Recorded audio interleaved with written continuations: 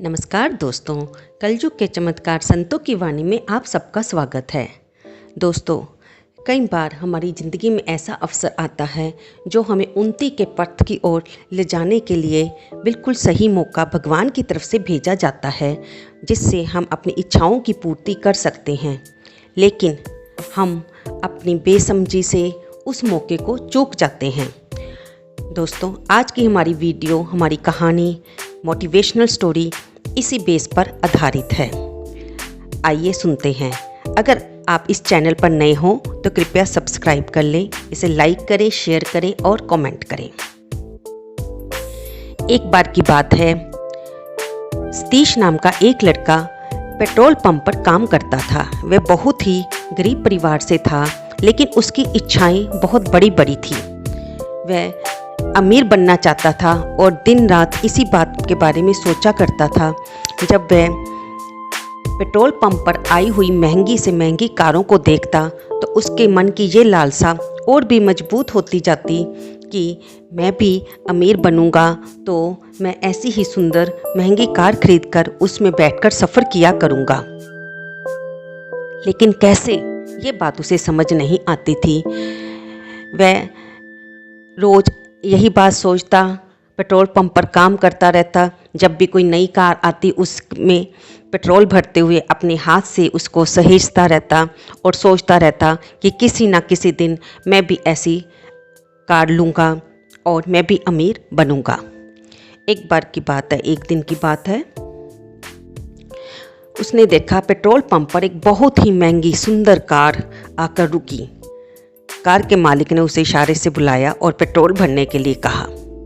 Petrol भरते भरते सतीश उस कार को निहारता रहा और सहेजता रहा हाथों से, और मन में वही बातें जो हर समय सोचता था।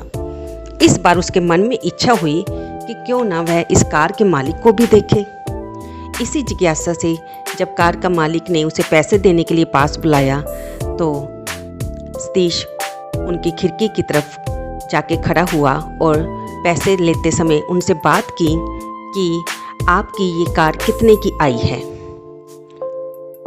उस कार में बैठे हुए कार के मालिक ने सतीश के मन की शायद अभिलाषा को समझ लिया कि वह भी ऐसी कार चाहता है, अमीर बनना चाहता है। उसने सहजता से उत्तर दिया कि बेटे, ये कार 80 लाख की आई है और क्या तुम भी ये कार लेना चाहते हो? सतीश ने जल्दी से हाँ बोल दिया। तब उस मालिक ने कहा कि ऐसा करो, ये मेरा विजिटिंग कार्ड है। अगर तुम नौकरी करने चाहते हो और अमीर बनना चाहते हो तो मुझसे इस विजिटिंग कार्ड पर आकर मिलो। अभी मैं जल्दी में हूँ, अभी मैं तुम्हें कुछ नहीं बता सकता, इसलिए जब तुम मुझे मिलोगे तो मैं तुम्हें नौकरी भी दूंगा और एक दिन तुम भी अमीर बन जाओगे। कार चली गई, मालिक चला गया। अब सतीश का सारा दिन उस विजिटिंग कार्ड को देखने में और उस कार के में बैठे आदमी के बारे में सोचने में लग गया। एक मन कहता कि मैं जाऊं फ़ोन करके, दूसरा मन कहता क्या पता मुझसे कोई गलत काम करवा ले। बस इसी उधेड़-बुन में सारा दिन बीत गया। आखिर में जब उसकी ड्यूटी का ख़त्म होने का समय आया तो सतीश ने अपने मन की उलझनों को दूर करने के लिए उस विजिटिंग कार्ड को फाड़ा और डस्टबिन में फेंक दिया और चैन की सांस ली कि मेरे ने अपने सिर से ये बोझ उतार दिया कि मुझे उसके पास जाना है। अब घर जा रहा था, लेकिन मन में सुकून था कि मैं किसी पचड़े में नहीं पड़ा। लेकिन सपने तो सपने होते हैं। पहले की तरह सपने तो उसके मन में, दिमाग में घूम रहे थे कि मैं अमीर कैसे बनूं, क्या करूं, कैसे इस पेट्रोल पंप की छोटी सी नौकरी से आगे बढ़ूं।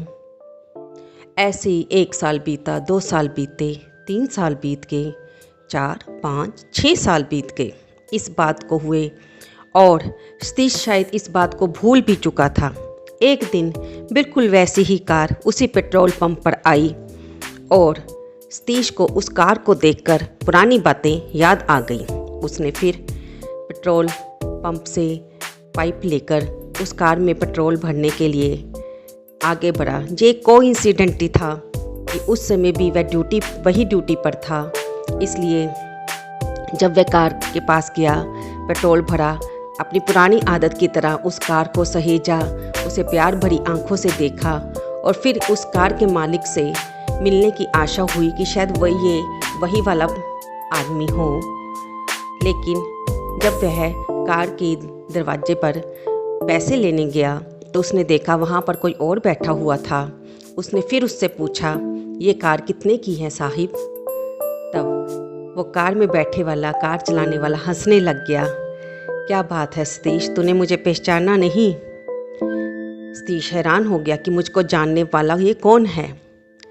तब उस बंदे ने कहा कि मैं यहीं पर आज से 6 साल पहले झाड़ू मारने का काम किया करता था और तुम्हें याद होगा कि उस एक दिन तुमने इसी तरह की कार के मालिक से एक विजिटिंग कार्ड लिया था और जाते समय उसे डस्टबिन में फेंक दिया था। जब तुम चले गए तो मैंने झाड़ू मारते हुए जब कूड़े को उसमें डाला तो मेरे मन में उस विजिटिंग कार्ड को देखकर इच्छा हुई कि क्यों ना मैं अपने लिए इसकी कोशिश करूं। मैंने उस फटे हुए कार्ड के टुकड़ों को जोड़ा क्योंकि मैंने तुम्हारी और उस कार के बीच की बात को सुन भी लिया था और तुमने मुझे सारी बात के बारे में बताया भी था। तो मेरे मन में जिज्ञासा हुई कि क्यों ना तुम्हारी जगह मैं जाकर अपने भाग्य को आजमा लूं। तो जैसे तैसे करके मैंने उस कार्ड के टुकड़ों को डस्टबिन में से निकाल कर जोड़ा और इस नंबर पर फ़ोन किया। उस मालिक ने मुझे बुलाया और मुझे नौकरी पर रखा, मुझे काम सिखाया क्योंकि मुझ में काम को सीखने की इच्छा थी और मैं मेहनती भी था। उन्होंने मेरी मेहनत और कुशल लगन को देखकर मुझे धीरे धीरे इन पिछले 6 सालों में पहले मुझे मैनेजर बनाया, फिर और और ऊंची पोस्ट पर बना दिया और आज मैं उन्हीं की फैक्ट्री में डायरेक्टर की पोस्ट पर हूँ। ये सब उस दिन का ही करामात है कि तुमने उस मौके को गवा दिया और मैंने उस मौके का फ़ायदा उठाया और आज तुम्हारी जगह मैं इस कार में सफ़र कर रहा हूँ। अब सतीश को समझते देर न लगी कि जिस मौके को उसने खो दिया था उसके दोस्त ने उसी मौके का फ़ायदा उठाकर आज वह अपने सपनों को पूरा करने में कामयाब हुआ है। दोस्तों, ये कहानी हमें सिर्फ यही सिखाती है कि कई बार हमारे पास मौके आते हैं, हो सकता है कि वे मौके हमें असफल भी बना दें, लेकिन हमें कोशिश तो करते रहना चाहिए ना। कोशिश करेंगे तो तभी आगे बढ़ेंगे।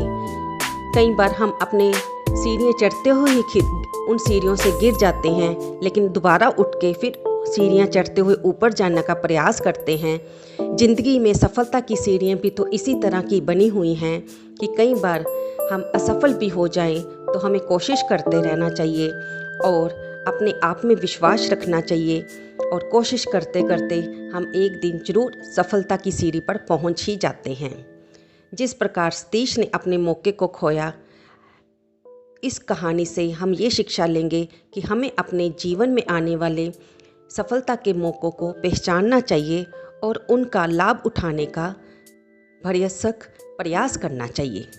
ये कहानी आपको कैसी लगी कृपया कमेंट बॉक्स में अवश्य लिखें। धन्यवाद दोस्तों।